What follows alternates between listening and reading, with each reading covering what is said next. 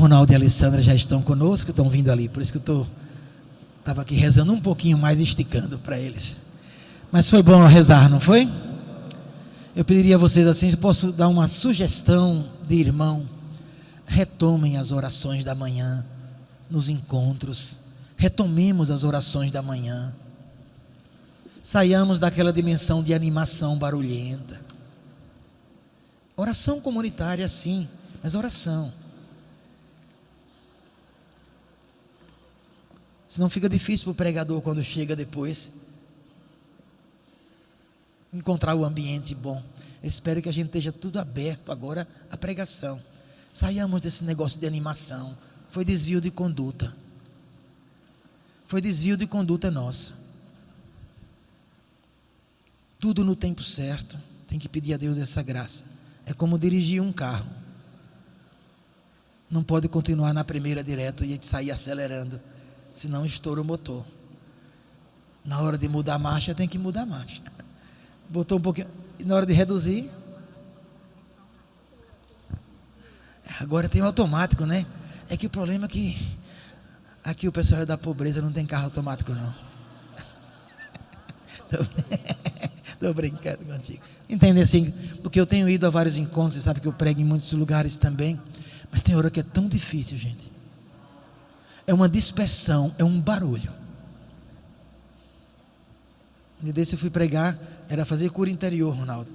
Aí o ministério puxou aquela música da pipoca, antes da cura interior. Eu digo, Jesus. Foi. E eu doido para a pipoca não estourar. Digo, tomara que não estoure, tomara que não estoure. Uma pipoca escondida na panela. E eu sei, vai ser cura interior. Tudo pronto aí, Ronaldo, já? Vamos rezar por ele, vamos? Pode ir. Fica em pé que a oração parece que vem mais forte. Estou brincando. Pode botar uma pipoca também. Impõe as mãos sobre esse querido irmão. Que Deus tem usado tanto no ministério de formação, de pregação, e que se preparou para estar conosco. Cada um ora de acordo com seu coração, mas podemos juntos orar no Espírito, que Deus faça a sua vontade, venha em auxílio às fraquezas, fortaleça as potencialidades, manifeste a sua glória, Senhor.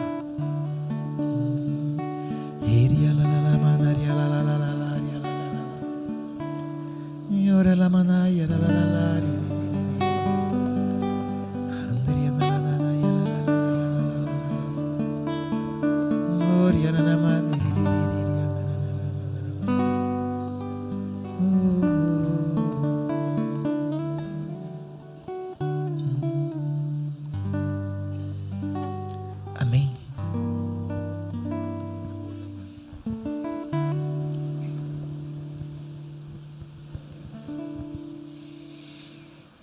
Bom dia aos irmãos e irmãs. Louvado seja nosso Senhor Jesus Cristo. Prazer em rever aqueles que eu já conheço, prazer em conhecer aqueles que eu não conheço. Eu sou Ronaldo, da comunidade Remidos no Senhor, uma comunidade que tem já 33 anos de existência. Eu sou casado com a Alessandra, que é a nossa fundadora. Outro dia eu estava conversando com o marido de uma outra fundadora, e chegou uma pessoa e disse assim: como é esse negócio em vocês serem casados com as santas? E eu cá comigo, ele não sabe que os santos é nós, né?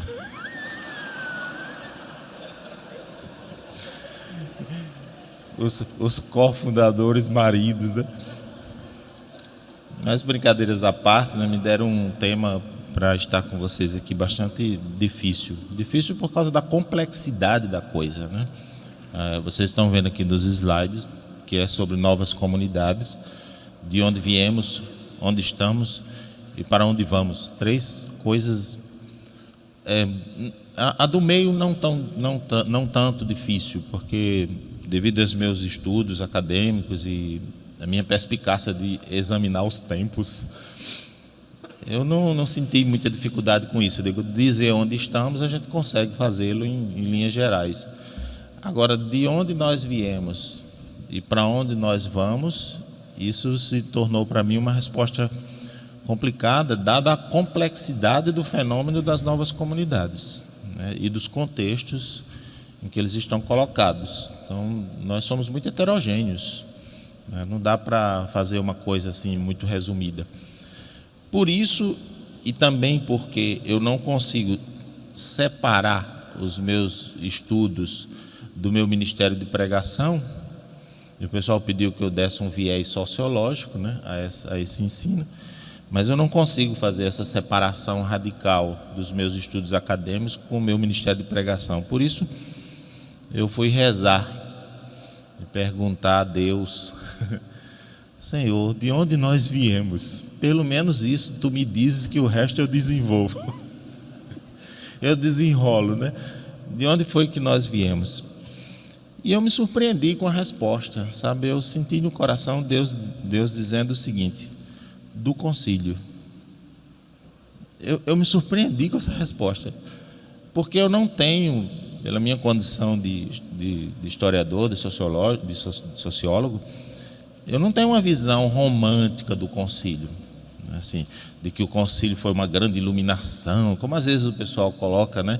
Como se os cardeais estivessem se reunidos naquele dia e de repente o Espírito Santo veio. Claro que o Espírito Santo veio sobre eles, mas o concílio é resultado não daquela reunião só específica, os avanços que o concílio fez, mas houve uma preparação, poderíamos dizer até uma pressão, tanto externa do mundo para a igreja, porque àquela altura a igreja já não aguentava mais resistir ao avanço da ciência, da modernidade, se fechar para o mundo, ela precisava dialogar com o mundo, né? E uma pressão interna também, teólogos de vanguarda, movimentos que foram pré-conciliares, como o movimento bíblico, o movimento litúrgico, a ação católica, o movimento ecumênico, todas essas coisas, né, foram pressões externas e internas que fizeram com que o concílio discutisse tais questões, né? O padre Oscar Beoso, que é um sociólogo e que participou de um grupo internacional de estudos dos votos preparatórios do concílio, ele diz uma coisa interessante. Ele diz: realmente é a coisa mais decepcionante para quem conheceu o concílio depois. Ele examinou os textos de antes, os textos enviados pelas consultas que foram feitas, enviados pelos bispos do mundo inteiro, e os textos que foram elaborados pela Cúria Romana como documento de trabalho para o concílio. E ele diz: é decepcionante. Ele diz: a gente não consegue ver como que uma coisa poderia gerar outra. O que se pede, por exemplo, nesses textos são coisas minúsculas, como reajuste de disciplina interna da igreja. Nenhum bispo escreveu traçando um grande horizonte, uma coisa nova. Tudo se gerou ali, porque houve algumas pessoas dentro do concílio que por assim dizer, resistiram àquela postura da Cúria Romana. Foi necessário que a Assembleia tomasse o controle do concílio, porque eu tenho um padre amigo que ele disse que nos textos dos bispos, Dondino, até pedindo, tinha bispo que sugeria até mudar a quantidade de toque de sino. Você imagina isso para um concílio, né? E aí entram alguns homens que foram certamente muito usados por Deus, que são pessoas que foram chave dentro da mudança pós-conciliar. João 23, em primeiro lugar, porque quando a Assembleia rejeitou os documentos que eram mal feitos, não é que eram mal feitos, mas não tinha o diálogo com o mundo aberto, ele não ia dar esse resultado que o concílio deu. Não houve voto suficiente na Assembleia, porque precisava de 2/3. E aí, João 23, quem disse: não, vamos tirar o controle, esses documentos vão deixar e nós vamos elaborar documentos. O senhor não estava no concílio, não, né? Estava no seminário? Estava acompanhando. Então, depois o senhor fala mais da sua experiência pessoal. E o meu bispo de lá, depois da primeira sessão, nos disse, a nós seminaristas: eu não entendi nada, mas rezei muitos terços. Esse ajudou muito. Com a oração, obviamente, né? Mas quem ajudou mais na discussão, quem tomou pé da coisa, tudo isso os historiadores colocam, né? Além de João 23, depois o cardeal Montini, que se transformou, que depois se tornou o Papa Paulo VI e que dirigiu o restante do concílio depois da morte de João 23, o cardeal Sunes, que é uma referência do movimento carismático no mundo, que era arcebispo de Bruxelas, e outros expoentes, como por exemplo Dom El da Câmara, aqui de Recife, né? Esses personagens foram usados por Deus para haver uma mudança de rumo. Então, por que eu estou dizendo a vocês que eu me surpreendi com a resposta de Deus? Porque eu não tenho uma visão romântica. Minha visão de historiador é mais crítica, assim. Mas o concílio, eu entendo que Deus tenha colocado isso no meu coração, porque o concílio, quando você lê os textos, apesar de alguns, como a Lumen Gentium, ainda ter um pouco de tensão, alguns acusam até o Papa Paulo VI de ter cedido em algumas coisas, né? Perdeu no avanço, mas ele perdeu no avanço para ganhar na comunhão. Seria mais ou menos isso. E de fato, a gente pega a Lumen Gentium, o senhor sente uma tensão, né? Entre a abertura para o laicato e uma reafirmação do primado da hierarquia, etc. Tem todas essas questões nos textos. Mas o concílio, ele conseguiu condensar, por assim dizer, aqueles anseios de mudança que o mundo cristão tinha. O concílio conseguiu dar respaldo teórico, teológico, pastoral, né, para aquelas necessidades que nós tínhamos de mudança, que já era um anseio do mundo cristão, de diversos setores. A coisa já estava pulando. O concílio condensou, e ele foi uma ruptura, né, ele representou também uma ruptura daquela postura dominante e hegemônica da igreja, que durante muito tempo se misturou com o poder temporal. Então, a igreja muito aliada ao Estado, muito aliada à política, que dominou toda a Idade Média, né? Rompeu com isso. O concílio reconheceu a autonomia das realidades terrestres, das realidades temporais, do governo, do Estado, da cultura, que isso não precisa necessariamente, o mundo não precisa ser necessariamente ter uma cultura, por exemplo, só de música gospel. Ele pode ter outras coisas, desde que isso estejam dentro de uma ética humana, dentro de um paradigma de construção, de edificação da pessoa humana. Ele é uma espécie de resumo oficial, e daí porque a gente entende algumas atitudes, por exemplo, dos papas pré-conciliares, que não se abriram ao movimento ecumênico. Antes eu era até um pouco crítico disso, mas depois eu passo a entender algumas coisas, Dondina, assim. Acho que Deus vem em auxílio à minha fraqueza. Que sem aquele respaldo teórico, por exemplo, da Unitatis Reintegratio, poderia ficar muito mais difícil para os católicos fazer esse tipo de... Ainda hoje é difícil o movimento ecumênico, imagina, sem um respaldo teórico. Então, até justifica que num determinado momento se diga, não, vamos fazer ecumenismo. Mas aí quando o concílio dá o respaldo teológico, o respaldo pastoral, dá as linhas mestras, ele condensa e ele dá um substrato, né, ele faz um resumo oficial de toda aquela expectativa de mudança de homens e mulheres do mundo inteiro. E essa capacidade de síntese do concílio, dos documentos do Concílio Vaticano II, vocês entendem que eu estou falando do Vaticano II, né? Eu só falei concílio até agora. Mas não é o de Trento, nem o Vaticano I, viu? O Concílio Vaticano II. Essa capacidade de síntese do concílio, ela é tão grande que todo mundo veio se aninhar no concílio. Para você ter uma ideia, Só preste atenção, tanto os carismáticos quanto os sebianos se disseram herdeiros do concílio. A corrente de graça, a renovação carismática, ela diz: nós somos frutos do concílio. A teologia da libertação diz: nós somos frutos do concílio. E foram duas linhas, inclusive, que se debateram, né?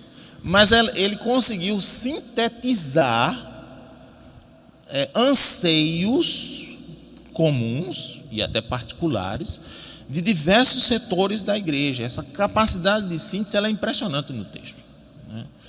E que poderia ser um grande instrumento de unidade e de comunhão para nós, né? Encontrou-se nele, por exemplo, respaldo para os carismas, para o protagonismo do leigo. Nós encontramos respaldo no concílio. Imagine a renovação carismática católica nos seus inícios, sem essa noção de protagonismo laical. Como que nós íamos, né, enfrentar a realidade pastoral? Teria sido muito mais difícil. Se foi difícil, teria sido muito mais. Imagine como ficaria o documento de Malines. Isso foram um documento de Malines, vocês conhecem, são textos que foram elaborados por teólogos de renome internacional, entre eles o cardeal Ratzinger, René Laurentin, tentando respaldar a experiência de renovação carismática na teologia católica. Isso tudo liderado pelo cardeal Sunes. Imagina esses teólogos tentando construir, respaldar uma teologia para dizer: olha, esses carismáticos são gente boa, é tudo católico, não é crente não. Você imagina esses camaradas tentando construir isso sem o concílio, sem aquela abertura para o ministério do leigo que o concílio nos trouxe. Imagina nós usando a Sagrada Escritura, a gente indo para o grupo de oração com a Bíblia embaixo do braço, às vezes querendo levar até para a missa, sem a Dei Verbo, sem o texto da Dei Verbo, para poder dizer: olha, aqui está aqui, ó, a igreja sempre venerou a Sagrada Escritura como venerou a Sagrada Eucaristia. Você imagina? Então, o concílio, ele foi essa capacidade de síntese, ele representou um sopro do Espírito, não porque o Espírito caiu ali, como eu disse, teve um contexto, mas de dimensões assim tremendas, uma mudança de concepção, uma mudança de paradigma, para usar uma terminologia do Frei Raniero Cantalamessa que ele gosta, uma revolução copernicana. Você muda completamente a noção de mundo. Por isso que causou crise diversa na vida religiosa, crise no ministério sacerdotal. Aquilo é perfeitamente normal do ponto de vista histórico, porque fases de crise, você não se muda uma coisa só com documento. Ele precisa de um tempo para acomodar na mente das pessoas. Então você imagine uma igreja que vivia fechada em si mesma, com um culto numa língua oficial, que não era em vernáculo, fora do diálogo pastoral com as pessoas, padres que se vestiam de batina e que tinham uma série de regalias, e etc, etc. E agora abre-se para o mundo. Não, agora nós temos que dialogar com o mundo, temos que entrar no mundo. Claro que isso vai gerar uma fase de crise. Isso aqui todo mundo passa. Se você perder um filho, você vive uma fase de crise. Se você perder um emprego de muito tempo, você vive uma fase de instabilidade. Se você ficar viúvo, você vive uma fase de instabilidade. É normal acontecer. Então, por isso a crise, né? Mas é um avanço de dimensões assim, como diz, copernicanas, e um avanço que ofereceu a base teórica para o surgimento das novas comunidades. Então, de onde é que nós viemos? Respondam para mim. Nós viemos do concílio, do Concílio Vaticano II. A meu ver, o concílio não só dialoga com a modernidade, mas ele confere um fundamento teológico para o enfrentamento do que viria ainda a acontecer. Então, se a gente entende o concílio como uma referência importante para que a igreja dialogasse com a modernidade, sobretudo ali no pós-guerra, porque o Concílio Vaticano II é num momento histórico crítico, gente. Em 1966, nós tínhamos acabado de sair de 2 grandes guerras mundiais. Um mundo complicadíssimo. Mas ele não só oferece, a meu ver, um respaldo teórico e teológico só para a gente se situar naquele momento histórico. Eu acho que ele ainda oferece um respaldo teórico para que a gente pudesse enfrentar aquilo que ainda viria a acontecer, que seria uma mudança cultural de proporções ainda maiores, que é onde estamos. Então você veja, você tem de onde viemos, onde estamos, e os estudiosos, todos eles concordam, pelo menos na sua maioria, que em 50 ou 70 anos a humanidade sofreu mudanças que em circunstâncias históricas normais levaria séculos. Em 50, 70 anos, principalmente por causa das tecnologias, do avanço das tecnologias da informação, nós sofremos mudanças que em circunstâncias históricas normais levaria séculos para sofrer. E isso causa também uma instabilidade muito grande. Se você tem mais de 50 anos, aqui, 50, 60 anos, você certamente passou pela mesma coisa que eu passei. Eu alcancei curso de datilografia. Então, eu tinha que fazer curso de datilografia, né? Eu alcancei mimeógrafo a óleo e a álcool, né? Os mais jovens sabem nem o que é isso mais, né? Você sabe? Mas você não é tão jovem. Não me engana que eu... Sabe pelo estudo, né? Depois você vê a evolução, né? Aí a gente se depara com um computador, que já é um avanço. Aí depois tem um notebook, depois vem o celular, depois vem o tablet, depois vem... Agora nós estamos lidando com uma coisa chamada inteligência artificial, né? Que eu não sei se é mais preocupante o avanço da inteligência artificial ou a decadência da inteligência natural, mas é igualmente preocupante. A internet, ela causou, concordam a maioria, um impacto na humanidade semelhante ao impacto causado pela invenção da escrita. Então, você veja, quando uma época em que as pessoas não sabiam escrever nada, tudo era na oralidade, inventa-se a escrita, muda-se completamente as relações. A internet teria causado um processo semelhante. Eu sou do tempo que, para poder marcar uma reunião, a gente saía de casa em casa dando aviso. Ou então ligava no telefone convencional e pedia para dar recado. Você ainda ia fazer uma entrevista de emprego, botava telefone para recado. Hoje é grupo de WhatsApp, acho maravilhoso, né? Acho grupo do WhatsApp fantástico. Só não me manda aqueles negocinhos de abraço, decar um abraço, aquele negocinho, né, de bom dia, aquilo é triste, né?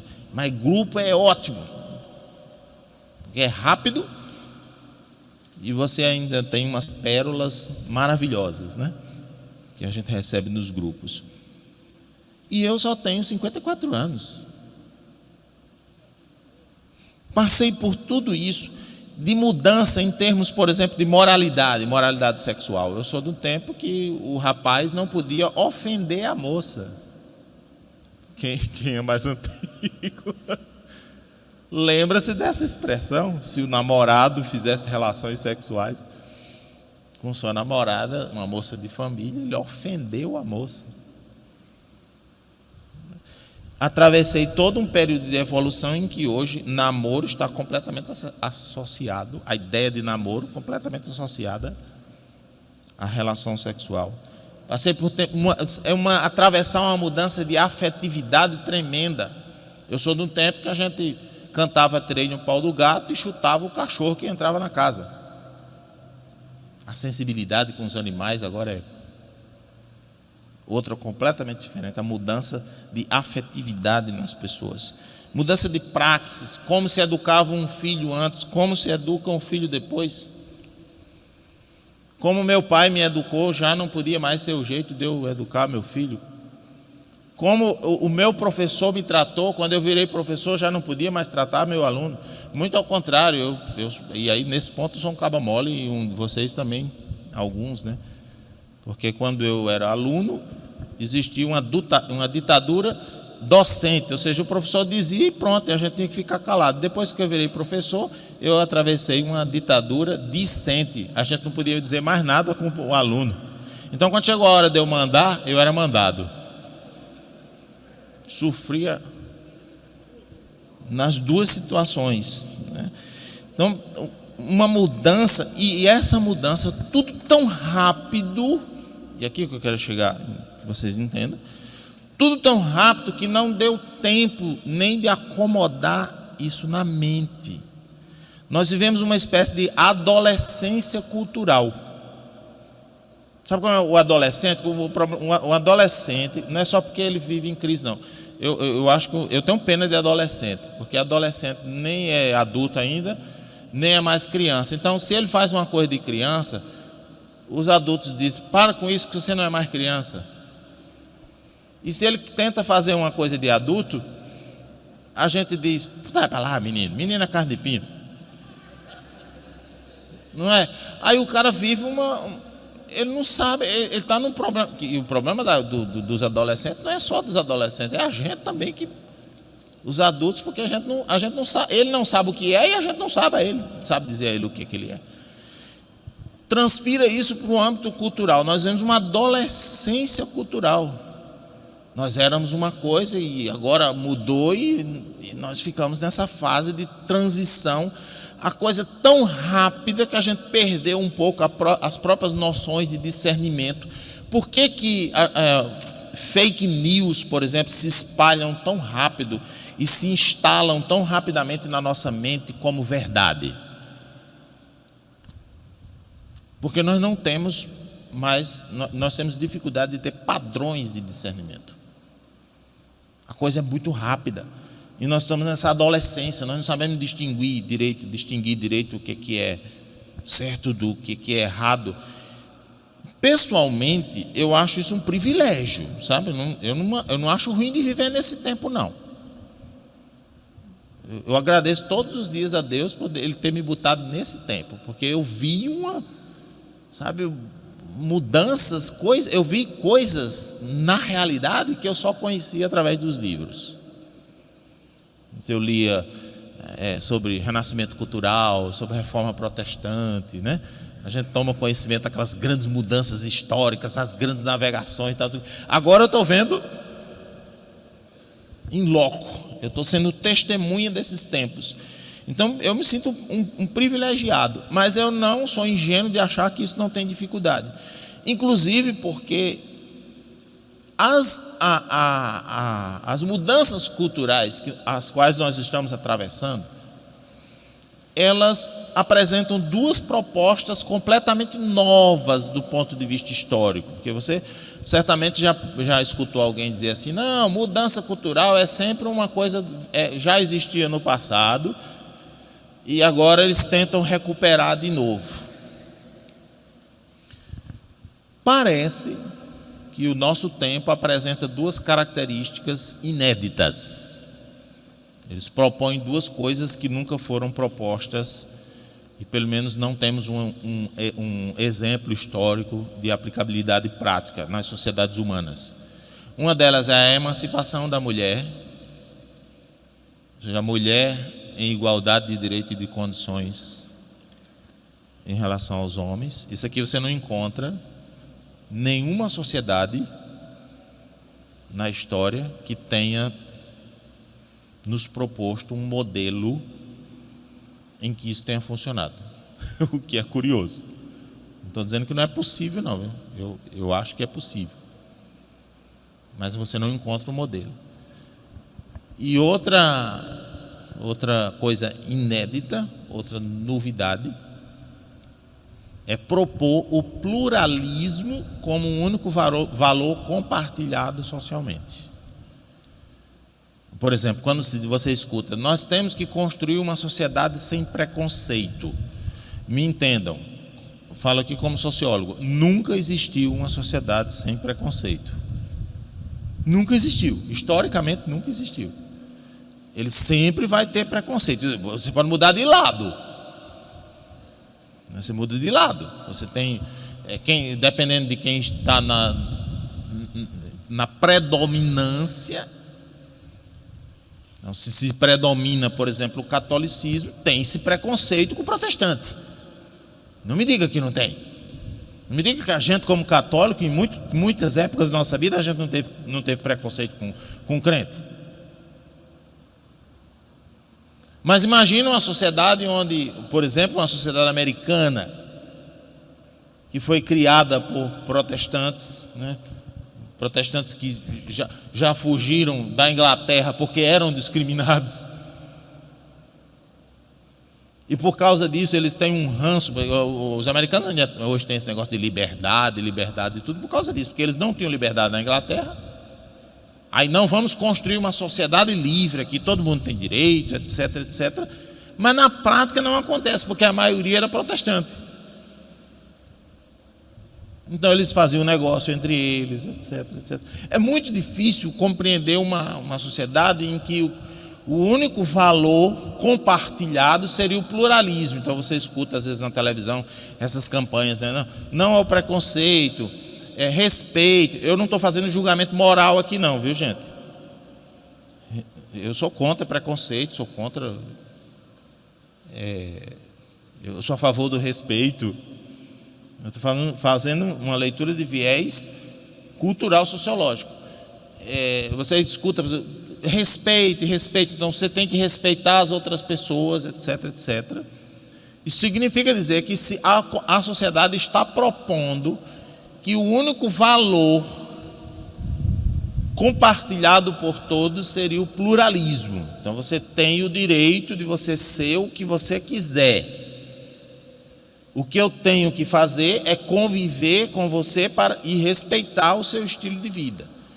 Na teoria, isso parece interessante, mas na prática, isso pode gerar uma série de contradições com as quais nós estamos convivendo e a gente não se dá conta do porquê que isso está acontecendo. Por exemplo, vou mostrar para vocês. Nunca se falou tanto de direitos da mulher, concordam comigo? Mas também nunca se falou tanto de feminicídio. Vocês não acham isso uma contradição? Nunca se falou, em outras épocas, nunca se ouviu tanto um incentivo de diversas pessoas à perseverança. Nunca desista dos seus sonhos. Mas também nunca se viu tanta gente desistindo da vida através do suicídio. Vocês não acham isso uma contradição? Nunca se falou tanto de tolerância. Mas nunca a gente está perdendo a noção, porque a gente assiste todos os dias episódios de intolerância absurdas. A começar das coisas práticas da nossa casa, do trânsito. A gente anda no trânsito, se pegar um trânsito como o de Recife, que é caótico, eu ando tenso. Não é só com medo de dar uma batida, não é com medo de dar uma batida e o cara dentro do carro sair com um revólver. Porque não tem mais tolerância. E a gente fala de tolerância. Nunca se falou tanto de autoestima. Autoestima, você tem que ter autoestima, etc e tal. E vocês são testemunhas na nossa ação pastoral. Cada vez mais a gente tem encontrado pessoas com dependência afetiva. Dependência afetiva do namorado, dependência afetiva da família, dependência às vezes até de um líder religioso. Nesse tipo de situação, E aqui é muito importante entender isso. Nesse tipo de situação em que nós estamos, de adolescência cultural, de contradições sociais, de crise, é muito comum, e isso a história nos mostra, que aconteça uma coisa que você certamente está vendo hoje: extremismos, polarizações, totalitarismos, radicalismos, fundamentalismos. É muito normal que isso aconteça. Por quê? Porque é como se fosse um mecanismo psíquico, gente. A mente humana, ela se sente mais segura quando ela tem verdades absolutas nas quais ela precisa se agarrar. E isso não é só o evangelho que dá, o contexto cultural precisa dar isso à pessoa. Ela precisa saber o que é certo e o que é errado. Como você vive numa adolescência cultural em que nós estamos passando por essa crise, os indivíduos, eles costumam se sentir inseguros. E aí, para sentir segurança, ele se agarra a um líder, a uma doutrina, a uma ideologia, a uma proposta espiritual religiosa, a um modo externo de se comportar. Aí daí as tribos que a gente vai tendo, que não é só um problema religioso, mas que hoje nós sentimos muito fortemente também nos nossos ambientes. E isso pode gerar, inclusive, totalitarismos políticos, rigorismos econômicos, retorno a formas, por exemplo, de famílias do passado, porque a pessoa se sente mais segura. Ela diz: peraí, essa família aqui que meu pai trabalha de dia e de noite e eu tomei solto aqui, eu vou enlouquecer, eu preciso de uma família que me dê consistência e segurança. A tentativa de retorno do passado, daí algumas propostas que nós temos hoje de retorno à família tradicional, que curiosamente alguns chamam de famílias novas, que na verdade de novo não tem nada, é a família do passado. A força da coletividade, e daí os grupos, inclusive, ela pode construir um universo paralelo, ou seja, um modo de conceber o mundo fechado a qualquer questionamento, a qualquer coisa que coloque em xeque aquelas convicções. Por exemplo, você tem pessoas hoje, inclusive você fica pasmo, porque são pessoas formadas, inteligentes, são pessoas que fizeram faculdade e tudo, que construíram um modo de ver o mundo que ela não admite que você questione. Se você disser alguma coisa, você vira logo. Existe inclusive um mecanismo de defesa. O outro vira ou Satanás, ou alguém que não vive a radicalidade evangélica, ou alguém que é laxista, ou um comunista.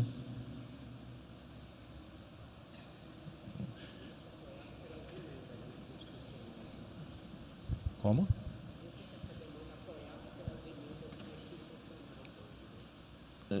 Eu acho o contrário. As emendas constitucionais e todos os mecanismos de mudança jurídica e lutas políticas que nós temos é um reflexo disso.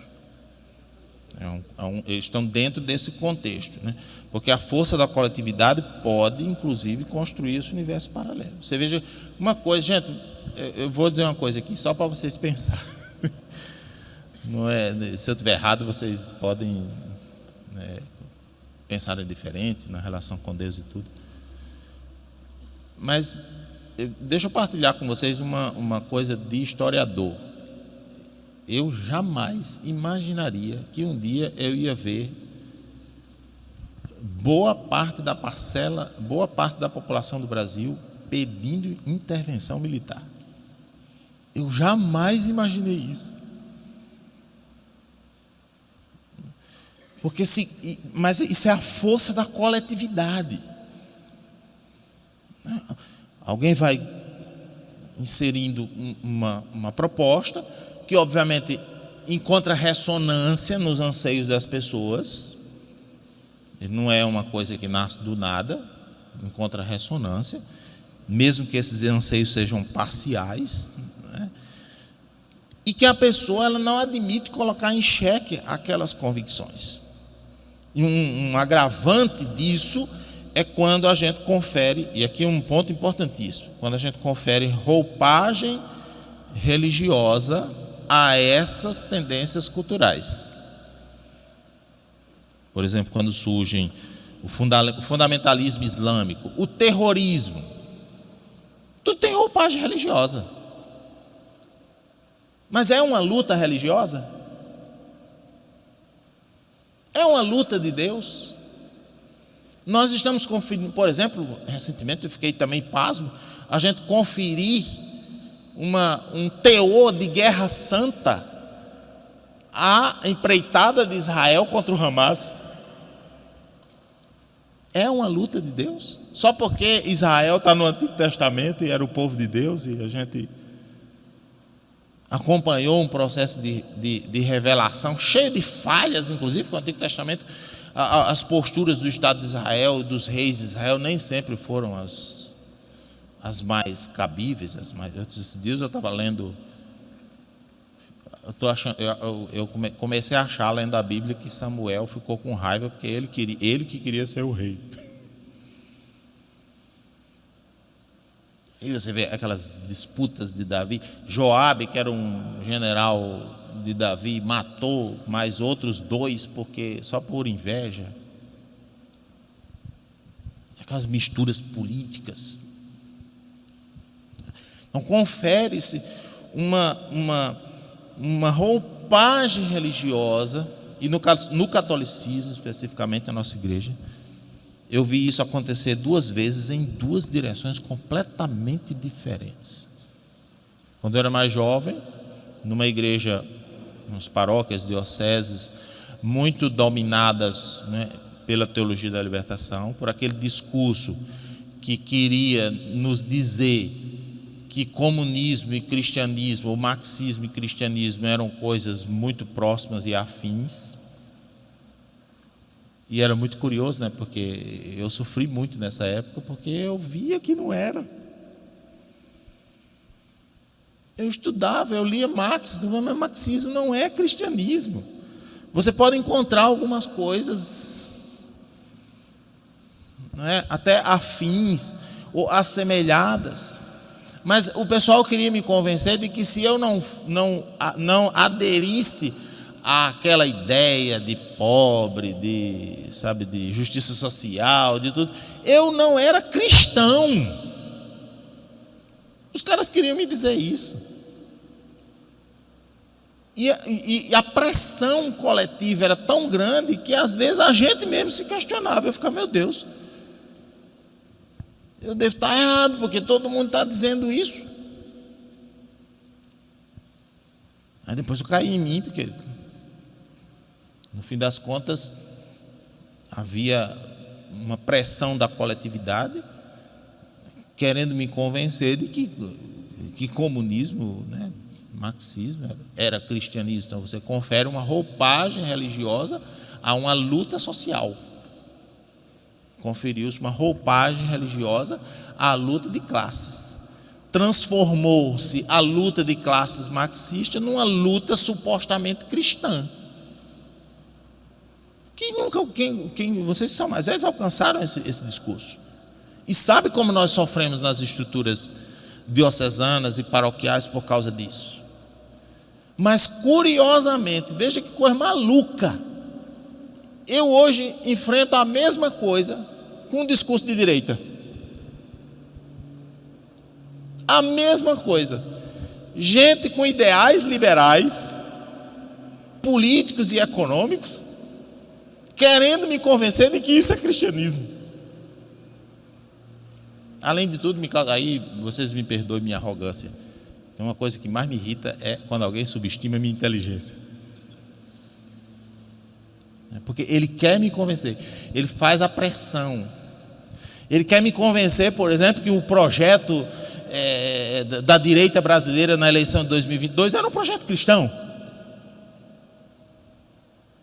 E não é. É liberalismo. Liberalismo, aliás, ao qual a igreja se opôs historicamente no surgimento do liberalismo. Para quem não sabe, democracia não é um valor cristão. Democracia é um valor liberal. O cristianismo nem sequer nasceu no regime democrático. Nasceu no império. Viveu épocas diversas. Viveu épocas de monarquia, viveu épocas de sistema feudal, e a gente viveu em todos os sistemas. Historicamente, os papas resistiram ao liberalismo, inclusive porque o liberalismo, o capitalismo, essas noções todas que se tem de economia relacionada ao privilégio da propriedade privada, essas coisas todas, o rompimento dos limites territoriais, isso foi originado por uma classe chamada burguesia, que hoje a gente tem uma ideia de burguesia como coisa rica, né? Você falou, não, um burguês. Mas isso eram os pobres comerciantes que moravam nos burgos, que não frequentavam as cortes, que não pertenciam ao regime dominante, com o qual a igreja estava alinhada historicamente, porque os bispos eram senhores feudais. E que a igreja resistiu durante anos e anos. E resistiu de diversas formas, até que um papa chamado Leão XIII iniciou aquilo que se entende hoje como doutrina social da igreja, que, aliás, a gente devia conhecer pelo menos os seus princípios fundamentais. Já na Rerum Novarum, ele faz a crítica tanto do regime comunista como do regime capitalista. Já na Rerum Novarum, ele introduz a ideia de direito à propriedade privada, mas alertando que toda propriedade privada tem uma hipoteca social. Desculpa, mas tem muitos de nós, das nossas comunidades, que estão totalmente por fora disso.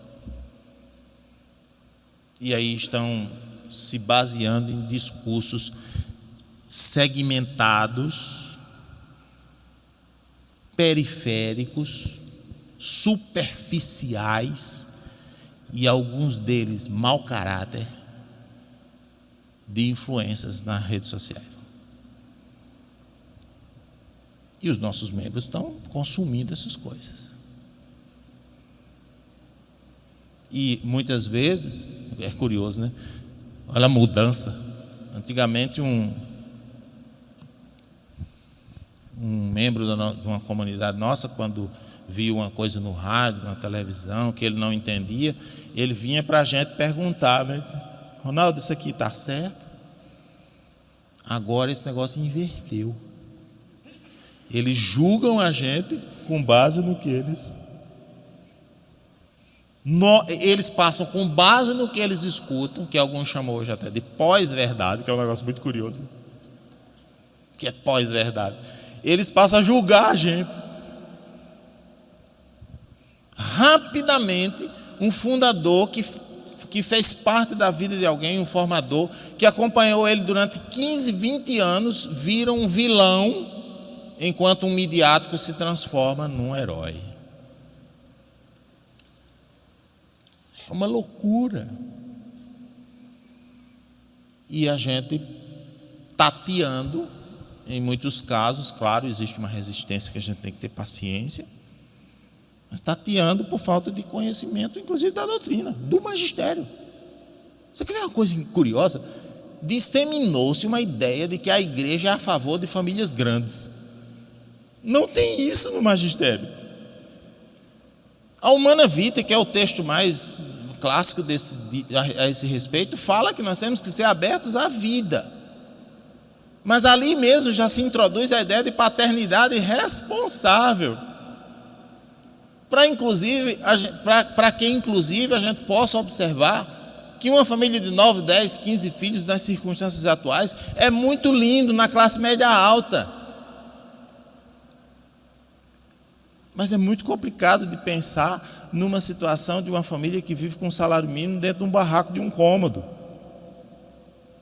E que você não pode simplesmente enfiar dogmas de goela abaixo em todas as pessoas sem aquilo que historicamente se chama recepção histórica dos dogmas, que é um valor também católico, que muitos de nós não sabem nem o que é isso. Então, veja que coisa maluca. Eu tive que dizer a extrema esquerda que ela não era cristã, agora eu tenho que dizer a extrema direita política e econômica que ela não é cristã. Eu tive que dizer ao comunismo que não é cristianismo, eu tive que dizer agora eu estou tendo que dizer ao liberalismo que não é cristianismo. Os cristãos podem ter convicções políticas? Podem. Inclusive liberais. Liberalismo existe, como disse, desde o século XVIII, as raízes estão no século XVI. Podem ter ideias, convicções políticas? Podem.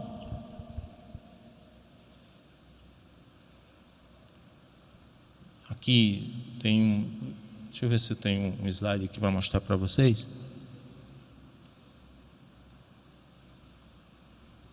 Um texto do Frei Raniero Cantalamessa. Dá para enxergar aí? Ele bem complicado, né? Aumentar a luz? Não sei como é, não. Eu sou do tempo de datilografia. De máquina de datilografia. Né? O exemplo da Igreja Apostólica, diz um texto do Frei Cantalamessa, não nos ilumina apenas sobre os princípios inspiradores, isto é, sobre a doutrina, mas também sobre a praxe eclesial. Diz-nos que nem tudo se resolve com decisões tomadas em um sínodo ou com um decreto. Hoje tem essa tendência, né? Os caras querem que os bispos decretem, mande, faça, diga, puna. Há necessidade de traduzir na prática tais decisões, a chamada recepção dos dogmas. E para isso são necessários tempo, paciência, diálogo, tolerância, às vezes também o compromisso. Aí ele faz uma colocação tão interessante, ele diz: quanta paciência e tolerância teve Deus após ter dado o decálogo ao seu povo. Quanto teve que esperar longamente e deve ainda esperar pela sua recepção. Deus deu os mandamentos e ficou esperando o povo viver. Uma paciência. E a gente criando, né, situações, volto a dizer, é normal, porque as fases de crise faz isso, mas pelo amor de Deus, nós somos homens e mulheres do Espírito. Nós somos homens e mulheres do Espírito. O que está em nós é mais forte do que o que está no mundo, não é assim que diz a palavra? Então não é a cultura do mundo que tem que, claro, ela vai nos influenciar de alguma forma, mas não é ela que tem que prevalecer, é a visão do homem espiritual, da mulher espiritual, daquele profeta que enxerga os tempos à luz do Evangelho.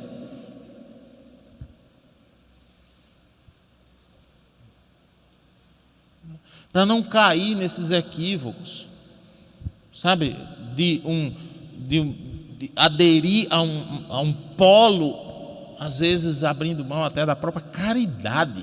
A caridade, desculpa, eu vou colocar uma coisa aqui só para pensar, só para vocês pensarem. Algumas vezes eu vi mensagens do grupo de fundadores do Regional Nordeste 2, falta caridade. Falta respeito. Se eu ter uma ideia, eu chego a brincar com o Alessandro e dizer: como é que está? Me dê aí, porque eu não sou do grupo, né? Me dê aí seu celular para eu ver como é que está o grupo dos inimigos fraternos.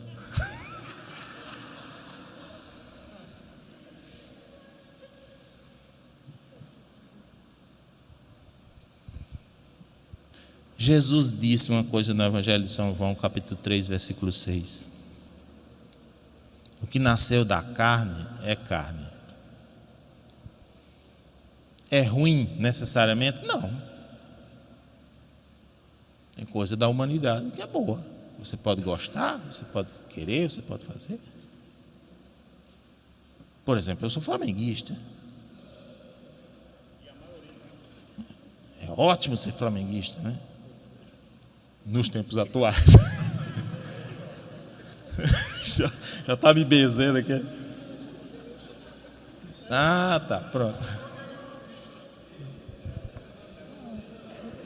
Mas o que nasceu da carne é carne. Não vou fazer do Flamengo uma inspiração religiosa. Um dia eu ainda brinquei em casa, porque tinha uma menina querendo convencer outra a ser flamenguista. Eu disse, pode parar que eu não quero isso aqui não. Para de querer conversar a pessoa mudar de time, porque ser flamenguista é um dom. Ninguém pode atribuir-se a si.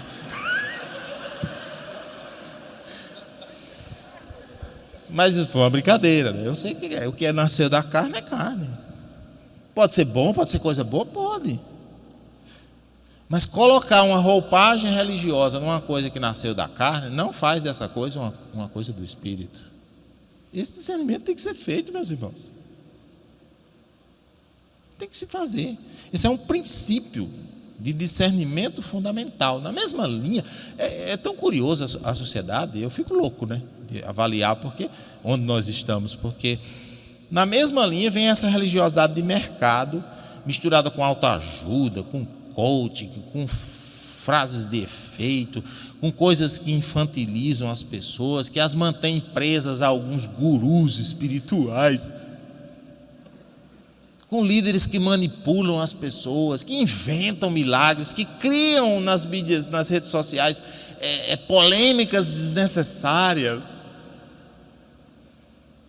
para poder adquirir likes e etc. Está numa loucura. Eu estou assustado com a fragilidade espiritual que isso gera nas pessoas. Inclusive decepções, porque alguns pregadores ficam dizendo Deus vai lhe dar a vitória, Deus vai lhe dar a vitória, Deus vai lhe dar a vitória, só que não diz que vitória que Deus vai dar, e a pessoa fica esperando um tipo de vitória, e essa vitória nunca vem, e gera mais ansiedade, e depois a pessoa se decepciona com o próprio Deus, e a gente não sabe as consequências que isso vai dar. Em vez de fortalecer o homem para enfrentar a vida e as circunstâncias concretas do sofrimento, né? Que faz parte, às vezes, até do processo de formação dos próprios fundadores, né? Faz parte do processo de provação de vocês, quando vocês não puderem mais estar com o microfone na mão fazendo grandes eventos, mas tiverem que enfrentar uma dor, um sofrimento, uma doença, uma perda. Quando seu microfone for um câncer, quando seu microfone for, sabe, um falecimento, uma perda, um problema com o filho. Como que nós vamos nos comportar diante de Deus e diante das pessoas nesse momento? Eu estou assustado com esses devocionismos, né, que se manifestam na nossa musicalidade. Pelo amor de Deus, gente, você acredita que eu fiquei assustado esses dias porque algumas músicas seculares bem feitas estavam me fazendo mais bem do que algumas músicas religiosas? Porque apesar da ideia não ser religiosa, eu ficava admirando a habilidade de composição, a maestria poética, mesmo que os valores não fossem necessariamente cristãos, e as nossas, uma linha melódica, a mesma coisa, umas letras mal feitas, uns equívocos nas músicas, equívocos catequéticos, equívocos de lógica, equívocos gramaticais. Parece que alguns compositores jogou uma profecia para ele: porém inimizade entre ti e a gramática.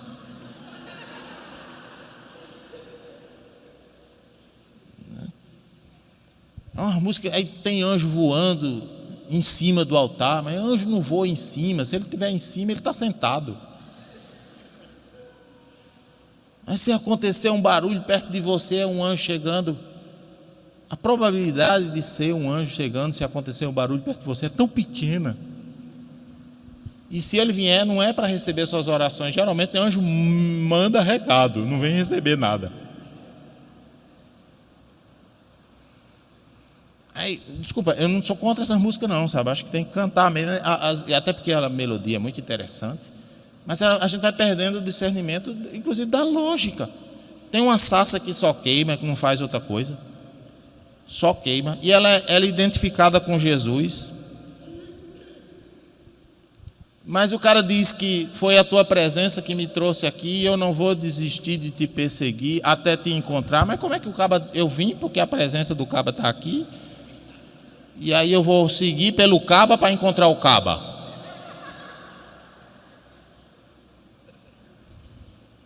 Não é, porém, inimizade entre ti e a gramática e a lógica, não é? Porque perseguir, além do sentido pejorativo que se tem, de perseguição, a gente pensa logo numa coisa, né? Eu vou perseguir Jesus. Paulo perseguia Jesus. Paulo, por que tu me... Olha a raiz bíblica da música, né? Além disso, né, o prefixo per tem o mesmo significado da preposição por. Então é seguir por. Seria, aqui foi a tua presença que me trouxe aqui. Aí eu vou seguir por você até encontrar você e não vou desistir até fazer isso.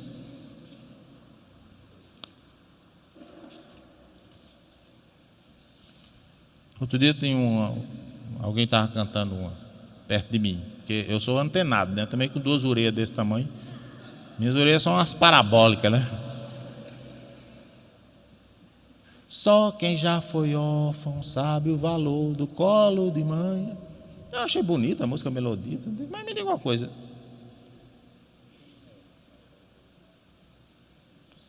Eu nunca fui órfão. Aliás, é difícil entender uma pessoa que foi órfã no passado, porque se você foi órfão, ou você nasceu primeiro que sua mãe, ou sua mãe ressuscitou. Diga se não é. Porque órfão a pessoa não foi, ele é. Aí alguém me explicou, né? Não, mas é porque quem fez essa música foi uma pessoa que era católica e virou protestante. E aí ele não tinha Nossa Senhora na igreja dele. E aí agora ele voltou para a igreja católica. Aí eu disse, quer dizer então que para eu saber qual é o valor do colo de Nossa Senhora, eu vou ter que virar crente um tempo? É porque se ele dissesse pelo menos uma coisa assim, realçada, né? Não, realça, entende melhor o valor, porque o pessoal gosta de dizer, só quem perde dá valor. Não, a perda realça. Eu nunca perdi minha esposa, nem pretendo perder, e eu sei o valor dela. Aí dá origem a outras posturas muito engraçadas.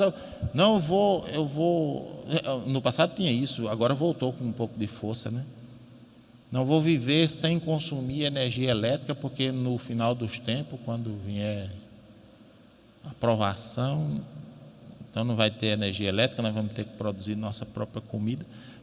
Se eu for me preparar para isso, está danado. Então eu vou perder minha mãe tem 94 anos, eu vou perder ela para não sofrer, eu já não vou visitar ela já. Mas quando minha mãe morrer, eu me adapto. Enquanto eu tenho ela, eu estou com ela.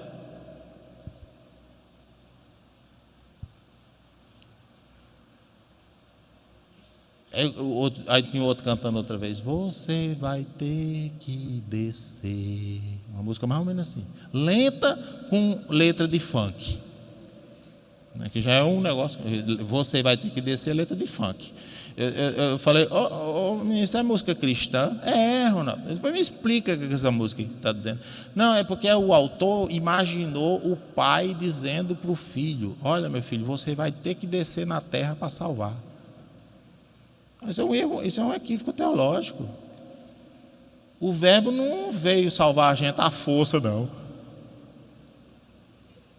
Porque o Pai mandou e eu vou ter que ir. Não foi assim, não. É da natureza do verbo o esvaziamento. A encarnação é uma evolução na teologia cristã. Até algumas músicas, agora essas músicas, tem uma cantora evangélica, essa eu gosto, da voz dela. Parece a voz de Marília Mendonça, mas ela é bem novinha. Chama Maria Marçal. É pequenininha. Aí eu escutando as músicas, gostei da melodia, mas aí ela pega um texto que na Sagrada Escritura, ela ou o autor da música, na Sagrada Escritura diz respeito à realidade escatológica e aplica a uma realidade temporal. Coisa que os olhos não viram, que o coração humano não ouviu, etc, etc, etc. É o que Deus tem preparado para você, mas entenda-se algo temporal. Na Sagrada Escritura é escatológico. O contexto é escatológico.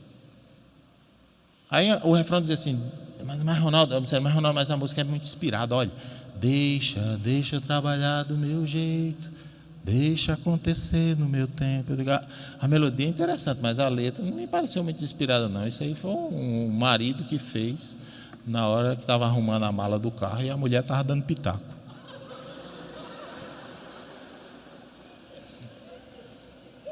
Essa letra...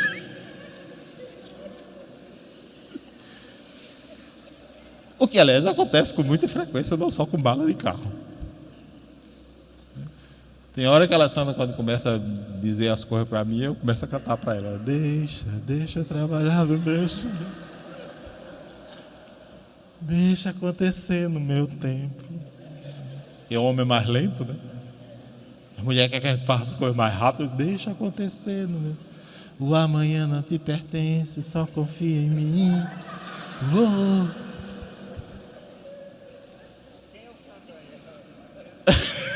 Não sei. O discernimento é crucial, gente, em épocas de transição. E aqui entra o para onde nós vamos. Eu já estou terminando. Que é o mais difícil de saber. Porque, apesar de ser próprio dos sociólogos, essa previsibilidade acerca dos tempos, isso está nos clássicos, né? Weber, Marx queria prever até Marx tem quase uma escatologia, ele tem uma teleologia muito aproximada da teleologia cristã. Apesar disso, é muito difícil, mas há como fazer uma leitura. E eu diria duas coisas, a partir daquilo que Deus me disse e a partir daquilo que eu mesmo constato. A nossa capacidade de discernimento é quem vai dizer para onde é que nós vamos chegar. Isso vai depender muito de vocês. Pode ser que uns de vocês cheguem daqui a 10, 15 anos na vontade de Deus, outros tenham se acabado completamente porque saíram do prumo da vontade de Deus. E isso vai depender muito do discernimento, especialmente dos líderes das comunidades. No nosso caso, precisa ser muito iluminado pela palavra de Deus, pelo magistério vivo da igreja. É outra noção importante hoje para nós. O magistério é vivo, ou seja, ele se aplica a contextos. É muito temerário você tomar uma colocação de um papa, por exemplo, do século XVI e querer aplicar aos tempos atuais. Porque o magistério é vivo. Nós temos que nos inspirar nas nossas fontes, e a nossa fonte, se você prestar atenção, se você tem um paradigma eclesial para se inspirar, lembre-se que a nossa origem está na nossa raiz, é a igreja primitiva. As primeiras comunidades cristãs que perseveravam na oração, no ensinamento dos apóstolos, na doutrina, na fração do pão. Essa é a nossa inspiração, Hamilton. Você começou pregando isso. Nós éramos da Atos 2. Aí, infelizmente, a gente vê algumas comunidades hoje, não que seja mal, mas querendo pegar um paradigma medieval, como se a igreja medieval fosse a nossa época áurea. A nossa época áurea não é encontrada na igreja medieval associada ao Império Romano e ao feudalismo posteriormente. Ela deve ser encontrada na igreja primitiva, nas primeiras comunidades cristãs. Se a gente quer se inspirar liturgicamente, moralmente, comportamentalmente, nos inspiremos nos elementos essenciais da igreja primitiva. Então, no caminho que está, eu diria, para onde é que nós estamos indo? Para uma espécie de pós-concílio, ou mais especificamente para um anticoncílio. No caminho que vai, nós estamos indo para um pós-concílio, ou para mais especificamente um anticoncílio, o que é um caminho absolutamente perigoso. Na verdade, é um tiro no pé. Quando nós nos posicionamos contra as grandes linhas mestras do concílio, de onde nós viemos,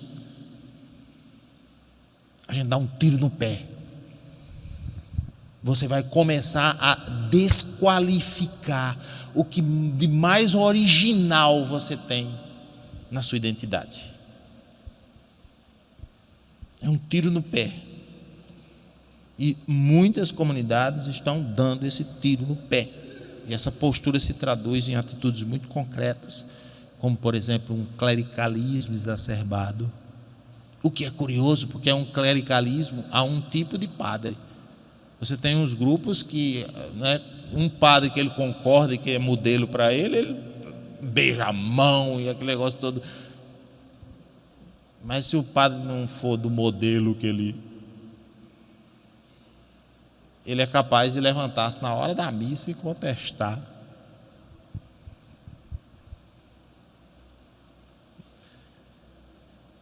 Por exemplo, posturas de clericalismo, de antiecumenismo, uma perda dos carismas.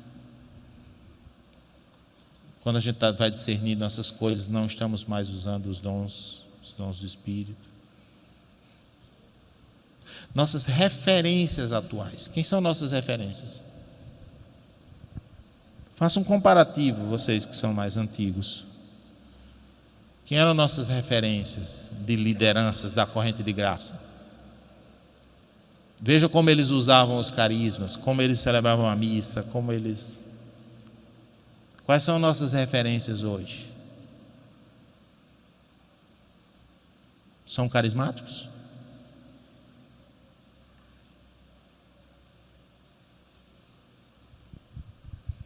Alguém até chegou a me questionar: não, você não acha que isso é um cavalo de Troia? Não, eu disse, pode ser.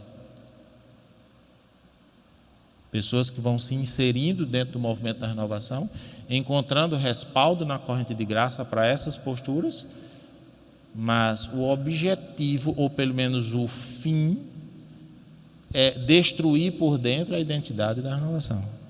Não estou dizendo que é isso, mas é preciso se precaver.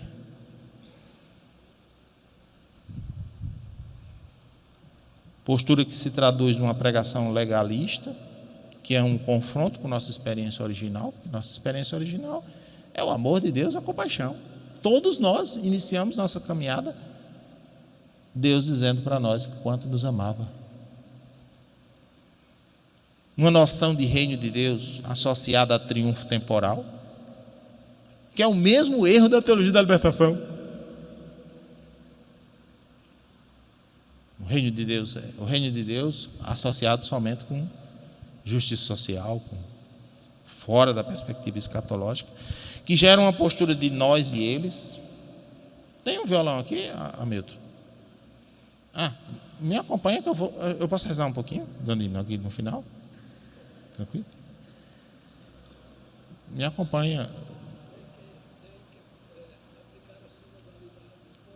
O povo quer rezar. Que gera essa postura de nós e eles, né? A ponto de fazer a gente, veja que coisa maluca, fazer a gente comemorar o fracasso dos outros para demonstrar que a gente está correto. A gente torce para o governo dar errado, para poder depois dizer: olha, eu não disse, sem medir as consequências para o povo, para as pessoas, do que significa um governo dar errado. A gente falta com respeito com as autoridades. A gente se alegra quando vê um pastor sendo acusado de pedofilia,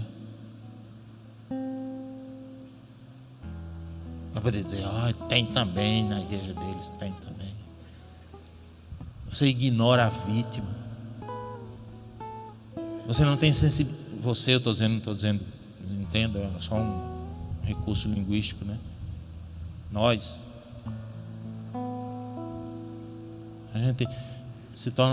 nos tornamos pessoas insensíveis à realidade de fato do que está acontecendo. Outro dia eu fiquei com tanta raiva, que eu também tenho raiva. Naquele dia que o Hamas soltou aquela bomba lá que matou lá quase 100 pessoas, 200 pessoas. Eu estava num evento, na hora o padre foi celebrar a missa. E agora, é muito veemente, né? Que tem uns pregadores são muito veementes. Presta atenção no que o padre vai dizer. Assim como o Hamas invadiu Israel, o Satanás vai invadir as nossas famílias. Pelo amor de Deus, o Papa é preocupado com as vítimas. O Papa pedindo oração e ajuda para auxiliar aquelas pessoas que estão lá sofrendo com aquela situação.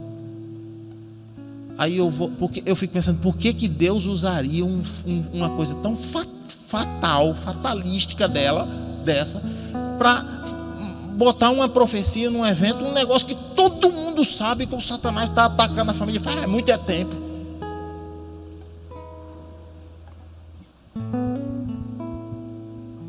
A gente não perde a sensibilidade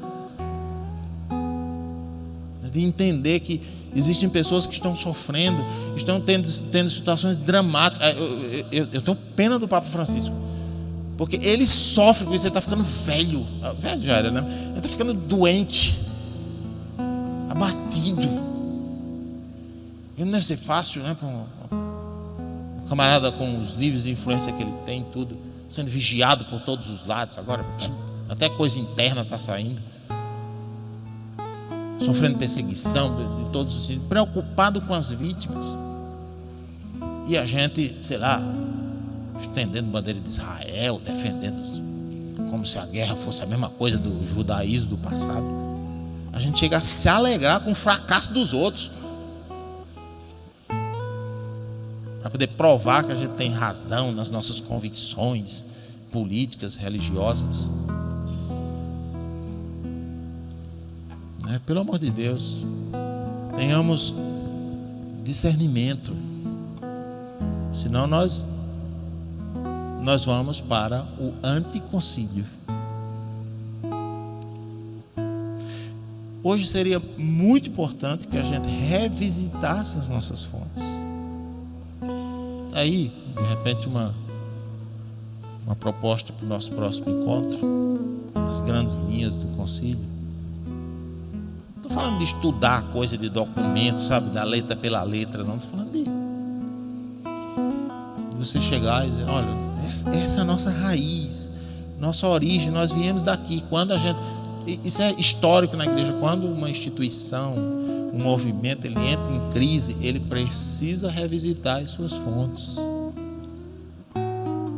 Ele precisa voltar, não é no tempo, não é um saudosismo, mas voltar ao essencial. Hoje nós precisamos rezar mais, amar mais e pensar mais.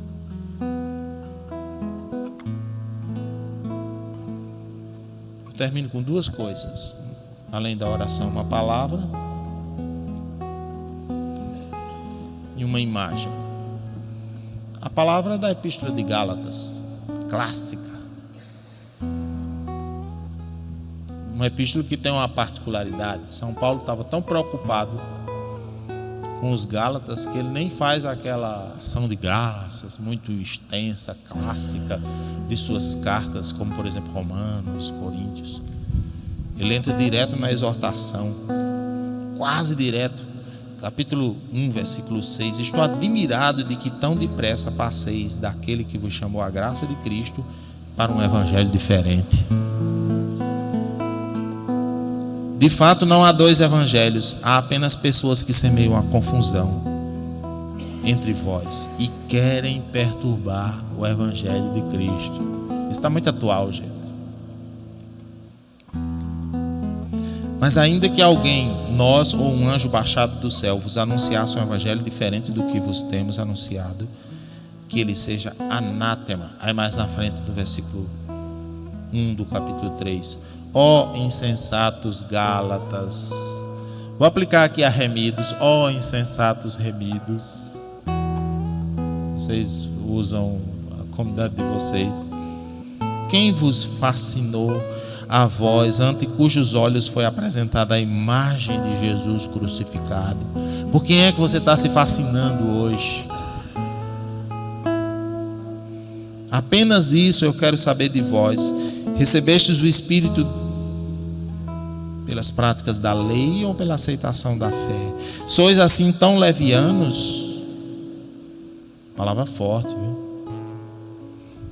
Depois de terdes começado pelo Espírito, quereis agora acabar pela carne? É isso que vocês querem? Essa palavra nos faz pensar. E outra coisa que nos faz pensar é uma imagem. Lindsay já clareou aqui, né? Não sei se dá para enxergar. Eu encontrei essa imagem no museu no Rio de Janeiro. E ela tem duas esculturas de um artista plástico chamado Lúcio Noema, que não tinha juízo. Um paciente psiquiátrico internado em um hospital psiquiátrico. Mas alguém, uma médica do Brasil, chamada Nise da Silveira, começou a fazer essas terapias com arte.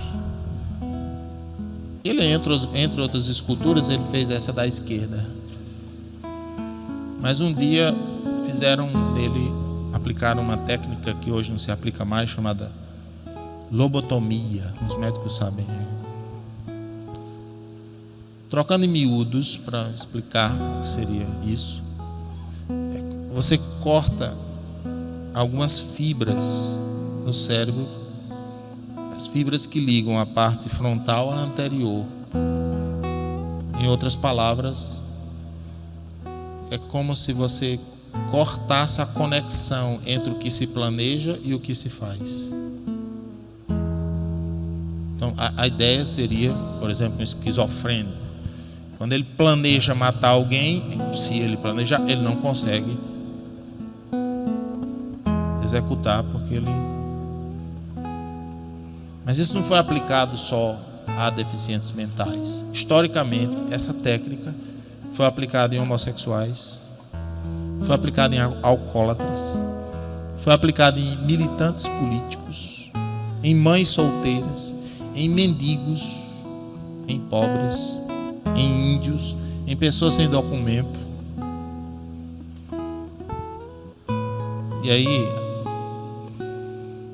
Hamilton, quando eu vi essa imagem, eu me lembrei de você. Eu acho que foi mais a da direita que eu me lembrei de você. Não, é porque esse caboclo, ele sabe disso. Eu sou fã dele porque ele fala de umas coisas que eu sei tudinho, mas eu escuto como se eu não soubesse. E ele uma vez disse uma coisa que nunca me saiu da cabeça. Às vezes a gente quer eliminar problema e elimina pessoas. Essa escultura da direita é uma escultura pós-lobotomia. Eliminou-se o problema, mas perdeu-se perdeu muito da pessoa. Então você imagina se a gente começa hoje nesse contexto cultural maluco, começar a querer eliminar rapidamente os problemas e começar a eliminar pessoas. Não façamos isso não. Vamos rezar, vamos pedir ao Espírito Santo que Ele nos ajude nesse momento que é crítico da nossa história. Nunca nós precisamos dele tanto quanto agora, né? Agora a gente precisa do Espírito Santo. De pé, faça a sua oração. Vem, Espírito de Deus, não como uma coisa automática, mas como algo que vai sendo suscitado em nós por esta palavra, pela palavra de Deus. Ó insensatos Gálatas, começaste no Espírito e agora quereis terminar na carne. Vem, Espírito Santo, vem, ajuda-nos, ajuda-nos. Reze, levante sua voz, fale com o Senhor. Como irmãos da corrente de graça, carismáticos, Senhor, envia teu Espírito Santo, mais do que nunca precisamos de vós. Derrama sobre nós os dons, o dom do discernimento, o dom da fé, o dom da ciência, da sabedoria. Nós precisamos disso, Senhor, nós precisamos. Ajuda-nos a encontrar as referências corretas. Ajuda-nos, Senhor, a escapar desse mundo louco, dessa confusão, dessa adolescência cultural. Ajuda-nos a permanecermos fiéis a Ti, custe o que custar, nesse contexto em que nós vivemos, Senhor, porque o que está em nós é mais forte do que o que está no mundo. Ajuda-nos, Senhor, Teu Espírito Santo ajuda-nos. Ola rata china calabashiri halabakandri ori alabakandri shindri habarishindri iri alabala labari alabala labari alabala labari alabala labari libiri alabala labari alabari siyari alabari libiri alabala labari libiri alabala labari libiri alabala labari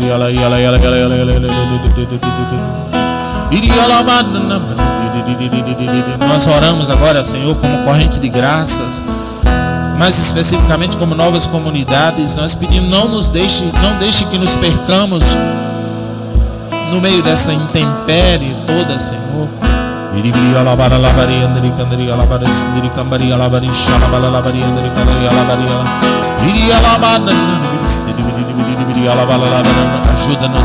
Ajuda-nos, Senhor. Vem, Espírito Santo, vem, Espírito de amor, vem, Espírito de amor, vem, Espírito, renova em nós o Pentecostes, a vivência de Pentecostes. Nós precisamos de Ti, Senhor.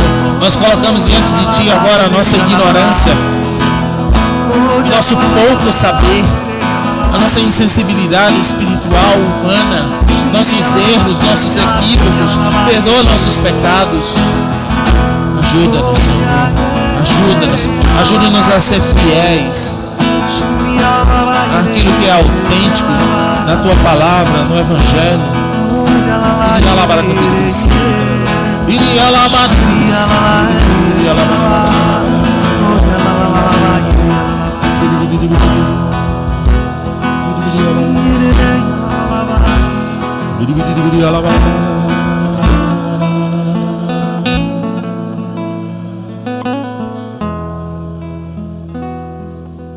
Com seus olhos fechados, em diálogo com o Espírito de Deus,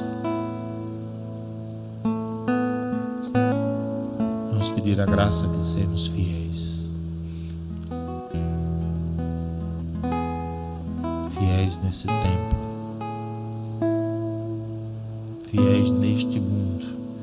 Nós reconheçamos que nós não sabemos, que nós precisamos muito dos dons de Deus, da sabedoria, da ciência, da profecia, do discernimento dos Espíritos.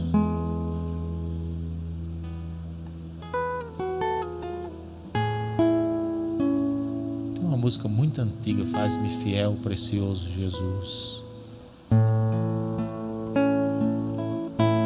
Faz-me fiel, precioso Jesus, faz-me fiel,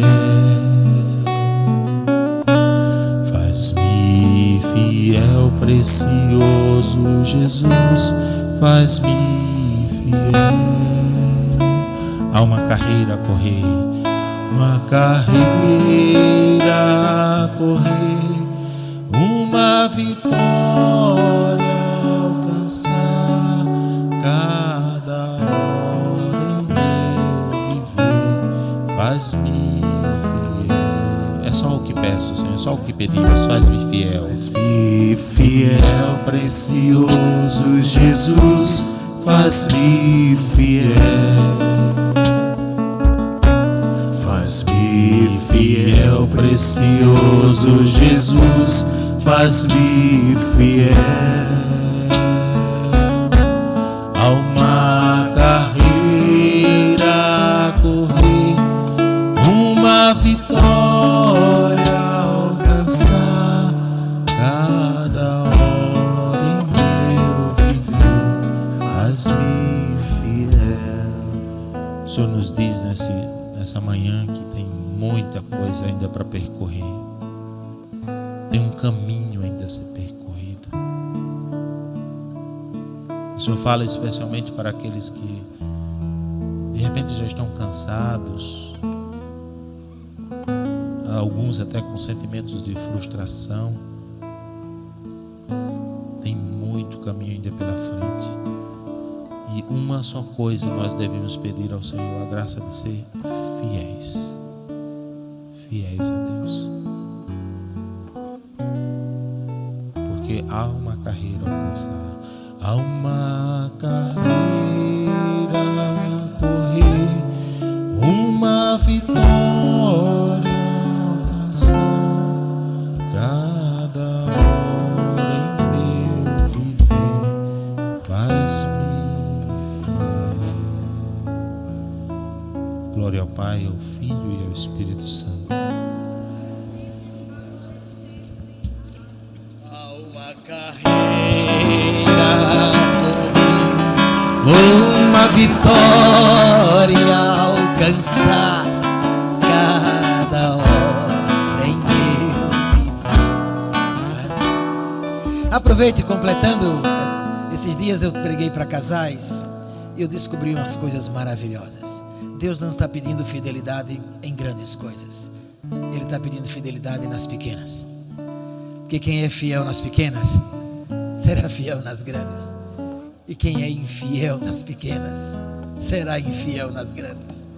Nem dos casais, nem das novas comunidades Deus está pedindo atos heróicos, somente fidelidade nas pequenas coisas, naquilo que é próprio do nosso chamado. Bendito seja Deus. Há uma carreira a correr, uma vitória que não é do jeito que a gente pensa. Ele é quem vai dizer onde Em meu viver, faz-me fiel. Nós vamos para um breve intervalo, porque quando voltarmos teremos ainda uma colocação sobre o cálice e depois um grande plenário, onde talvez possamos esclarecer aqui com o nosso sociólogo, historiador, mas irmão de caminhada,